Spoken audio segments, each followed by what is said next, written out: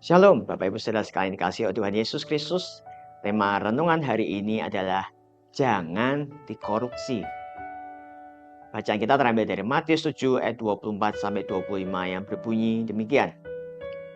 Setiap orang yang mendengar perkataanku ini dan melakukannya, ia sama dengan orang yang bijaksana yang mendirikan rumahnya di atas batu. Kemudian turunlah hujan dan datanglah banjir, lalu angin melanda rumah itu, tetapi rumah itu tidak rubuh sebab didirikan di atas batu. Jemaat sekalian, Florida dikenal sebagai salah satu negara bagian di Amerika Serikat yang sering dilanda oleh topan. Pada awal tahun 90-an, topan Andrew yang ganas menyapu wilayah Florida Selatan dengan kecepatan yang mencapai 280 km per jam. Meluluh lantakkan apa saja yang dilaluinya. Akibatnya, setelah topan ganas itu berakhir, dilaporkan lebih dari 60.000 rumah rata dengan tanah.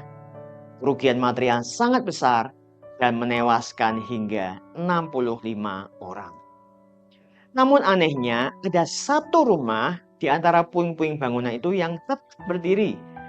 Gak pada pondasinya seolah terjadi apapun. Hal ini tentu mengundang decak kagum semua orang, termasuk awak media. Ketika seorang wartawan bertanya kepada pemilik rumah itu, mengapa rumahnya tidak mengalami kehancuran? Maka ia menjawab, saya sendirilah yang membangun rumah ini.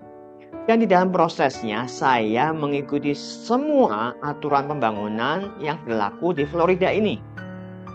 Bila aturan untuk tiang penyangga atap menggunakan kode 2x6 inci, maka bahan itulah yang saya pakai. Saya tidak menguranginya sedikit pun. Saya diyakinkan bahwa jika saya membangun rumah mengikuti aturan tersebut, maka rumah saya akan tetap bertahan dari serangan topan. Dan ternyata hal itu sungguh terbukti. Apa yang dapat kita pelajari dari kisah nyata ini? Apa maknanya bagi kehidupan kita sebagai orang Kristen?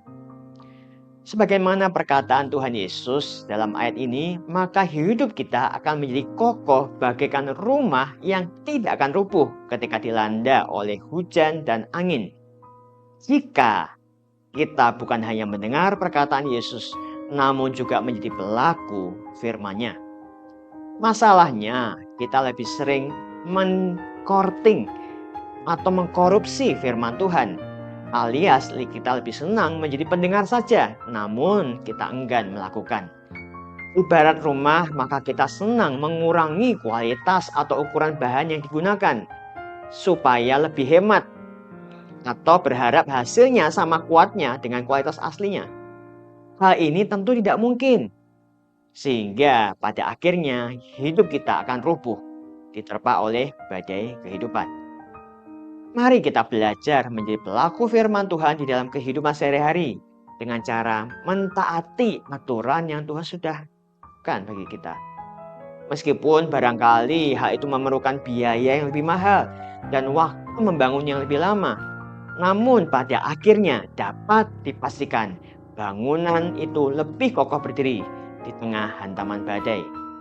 Itulah jaminan Tuhan bagi setiap hidup kita ketika kita belajar taat, yaitu ketika kita bukan hanya menjadi pendengar, tetapi pelaku firman Tuhan. Amin.